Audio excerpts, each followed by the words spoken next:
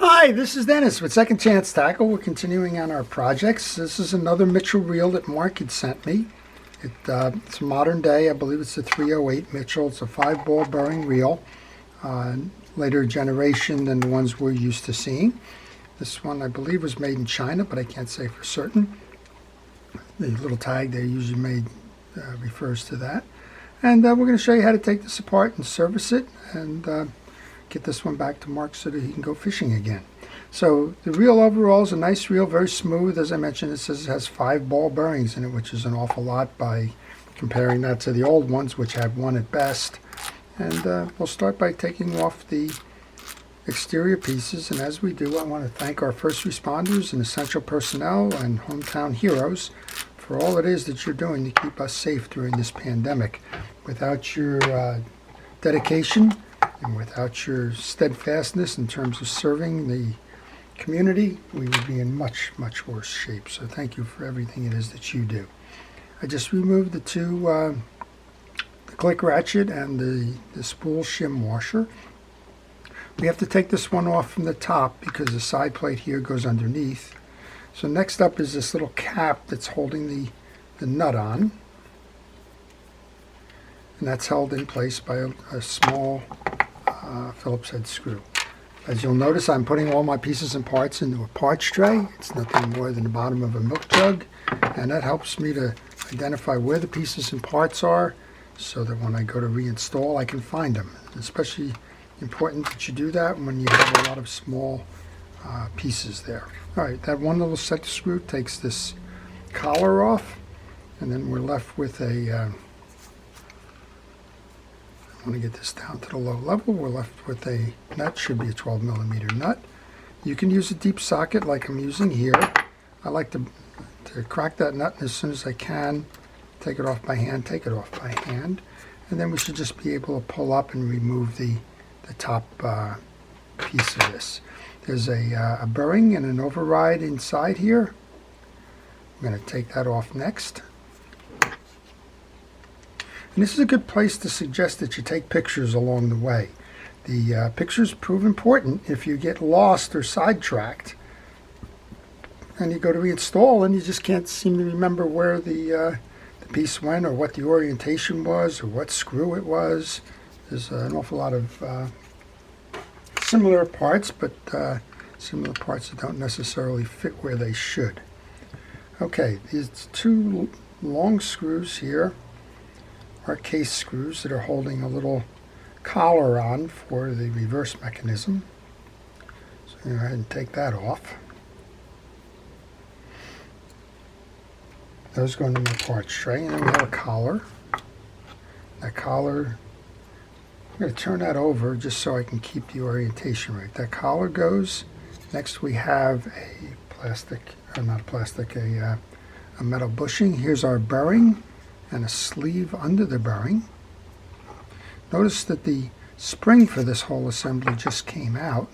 This is the spring. That spring is going to ride here to here with this. You can see that little stud on that collar override. It's going to ride like this, and it's going to hold that in place. We have a bunch of little roller bearings there that are pretty difficult. You don't oil the roller bearings at all. I'm just going to see if I can't leave that collar on there. I'm going to oil the bearing that belongs in here. Just reset that with the collar. I'm just going to push up. Oh, see, that's what happens. You lose those little rollers if you get a little bit out of sync with this. So best to just kind of leave it as it is. Make sure that your paths on your pinion gear are clean. I'm going to do that with a wire brush here. I'm going to wipe it down with a paper towel. And then I'm going to re-grease. I'm going to use a fishing reel grease, Penn's Precision Reel Grease, to make sure that that gets the fresh lubrication. And we'll just reinstall this kind of as is there. You got to be careful with these roller bearings, anti-reverse clutch bearings, whatever the proper term is, because they are very sensitive and subject to losing those pieces and parts like that. A little bit of grease will hold those in place if you need to hold them in place. I prefer to just kind of work through it. We're going to need the grease.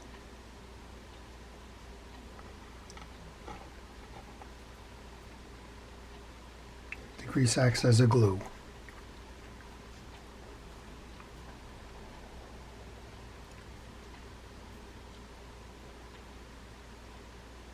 Okay, so looks like we got them all in there.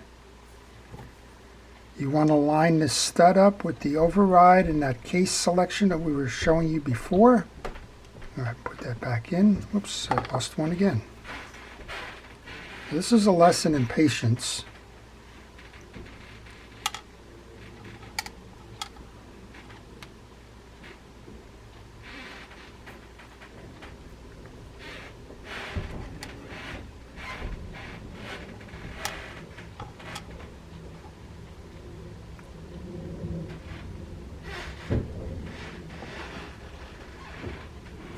If I hold it that way, we're probably best set for this. Let's come over the top. There we go. So we're in. Hooray. So you'll notice that we have that little point there. That's the override. That's where the spring is going to go. I'm going to go ahead and put that in. Grab the spring. There is a stud. I pointed that out before. Get the spring onto that stud. Hold your finger there because these things can shoot, and if they shoot, you're going to have a heck of a time finding it.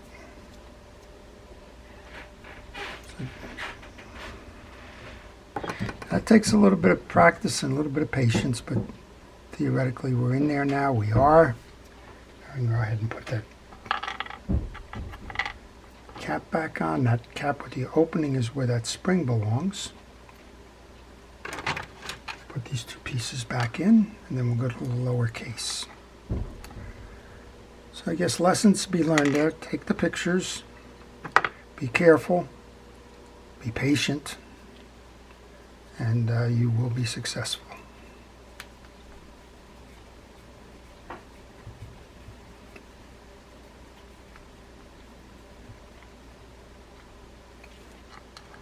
All right, let's get this other one in. Most of the anti-reverse bearings today are not like that. Most of those are sealed. They have the outer casing so that you don't have to worry about those rollers coming in and out. But every now and then you'll get one that's kind of open face like that. I always wondered when they do it in the plant, are they just that good or if there's something else going on? All right, we're going to test that to make sure that it's working, and it is working.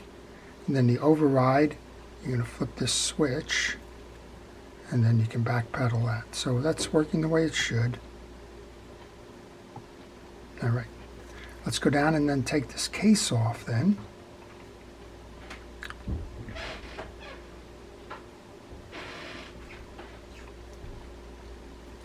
There's 4 case screws here that need to be removed.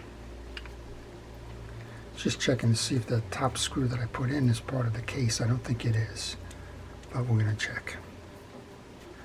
All right, when I take the case screws out, I do like to lay them on a table. That way I can make certain that they're all the same size. If they're not the same size, you want to make sure you know where the one's coming from.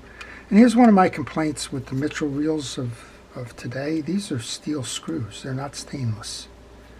I know that because this driver has a magnetic tip on it, and it's holding the screw, and stainless is non-magnetic, so I have a little bit of an issue there, because what's going to happen in a salt environment, they're going to rust. Let's see if we can get that out. We can get that out. That's good. All right, we have a traditional, we don't have it, we have a non-traditional, that's what I meant to say, setup here. We have our gear, but we also have the worm drive gear, which is popular on reels like the Shimano reel. It's got the the pawl set up here, and it's got a worm drive behind it, and as you turn it, the oscillation is done by the pawl assembly in the worm gear drive. Now, if it's working fine like this, I don't recommend taking this whole thing apart. It becomes nightmarish at times, but I do recommend that you do a good amount of lubrication on the drive. Next up then is we're going to grab the brush. Just make certain that you didn't rub off any of the greases on that pinion gear as you want to reinstall it. Take those 4 case screws, put those over on the side. You want to clean up the old grease from the main gear. You want to check the teeth on the main gear, make sure that they are all uniform, that there's no chipping or cracking or breaks in them. Use a brush just to get any kind of excess dried grease that may be in there. In this case, this is pretty clean, so we'll just go ahead and get that done. I see I did knock something out there.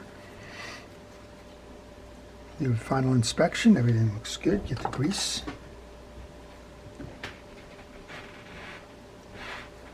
And we'll just cover this up. So this has got five bearings. I have 1 in each side of the case. I'm going to oil the one in the back. I'm going to use a fishing reel oil. In this case, Lucas's fishing reel oil for that. I'm going to reinstall the main gear after it's been greased. I'm going to grease this one. That's 2 bearings. We saw the 3rd one up top, and I believe they're going to count that roller bearing up top as a bearing as well, so that's 4. So that leads me to believe that the other one is a line roller bearing, and we'll take care of that in just a moment. We'll take our case and put that back on then. Make sure that it seats properly. You want to make sure you get a nice snap to it. There we go. That was the snap that says everything is gone in square. If you don't hear that snap, make sure that you examine the case from all sides. You don't want anything binding in it. If it binds, the reel is going to underperform, or you may break something. When I put these screws in, I like to put them in an opposing order, so kind of north, south, east, west. So go up top on the one side and come down on the bottom side here. That's going to keep equal tension on that side plate as you go to reassemble.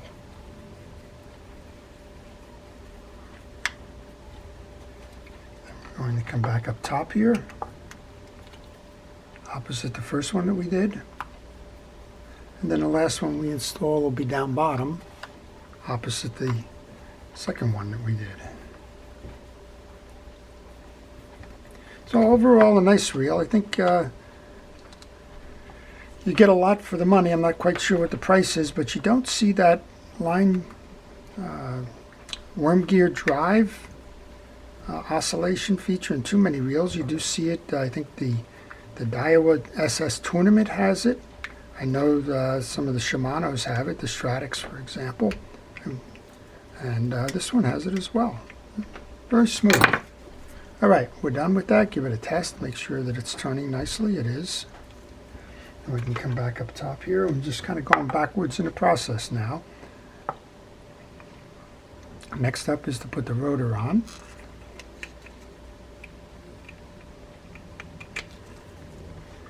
And our rotor nut.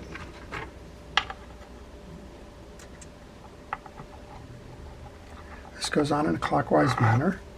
I'm going to use that little tool that I have. It's happens to be a Mitchell tool, but you don't need the Mitchell tool to do this work. Then we have that offset cap that ties it down.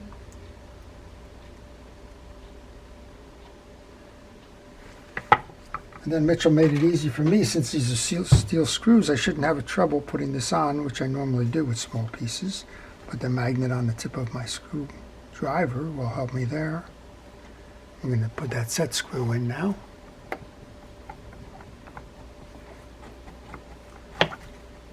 That'll hold the clamp. We're going to assume that that's a line roller bearing, that's number 5 in the 5 bearings. So I'm going to go ahead and make sure we get oil on that. I want to put oil on the seam of the bail on both sides and just work it in. Getting a little bit of rubbing going on there, so we're just going to put a little bit more in there.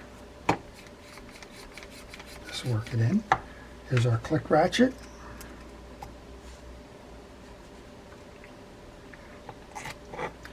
Here's the spool shim that controls the height of the line and how it rides.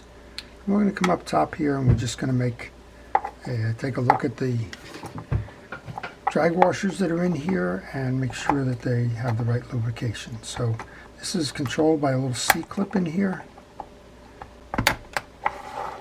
Okay, so you just work your way behind the notch. That's the C-clip that you're pulling out. And you can pull a drag stack out. I'm thinking these might have felt washers in them. Take a look. It's not unusual to have felt washers.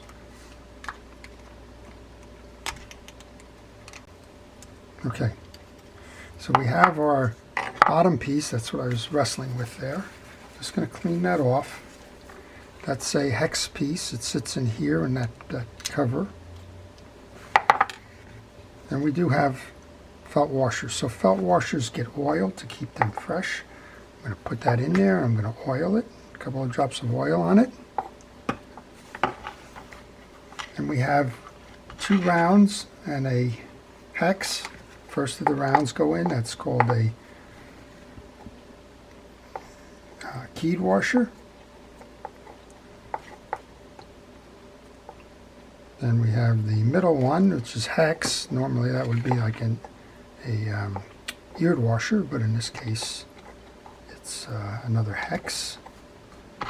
Last one here, we'll put another drop of oil or 2 onto that washer. I'll put the last of the round washers in. And then we just need to reseat that C-clip. There's a groove in there. Start with the one side, get it set in the groove. It's probably going to be hard for you to see because it's kind of working in a deep channel. Okay, and now we're back with our clip in that channel. Put that back on the reel. Let's put that drag adjuster back on. We'll tamp it down to make sure that it's tight.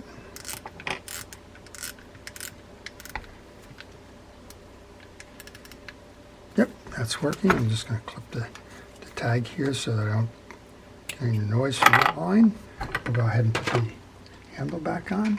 Now with the handle, you can put a drop of oil or a drop of grease on there just to prevent it from seizing in the main gear at a later date. You don't have to, but you can. Also makes it go in a little bit easier. Okay, so let's give it a final test then. Nice smooth operation. Make sure that bail works. There you go. Mitchell 308, I believe. All right, we're in the override position. There you go. Instant anti-reverse working. Bail working nicely. Okay, I hope you've enjoyed that. If you did, please like it. If you want to see more, please subscribe. And if you do subscribe, please hit the notification button so that you see all of the videos that I post. If you have any questions on this reel or any reel in general, please leave them in the comment section. I do try to respond to all questions. And finally, if you have a reel that needs to be repaired, if you contact me on the email that follows on the business card, I will be happy to provide you with that repair information. So this is Dennis with Second Chance Tackle, wishing you a great day.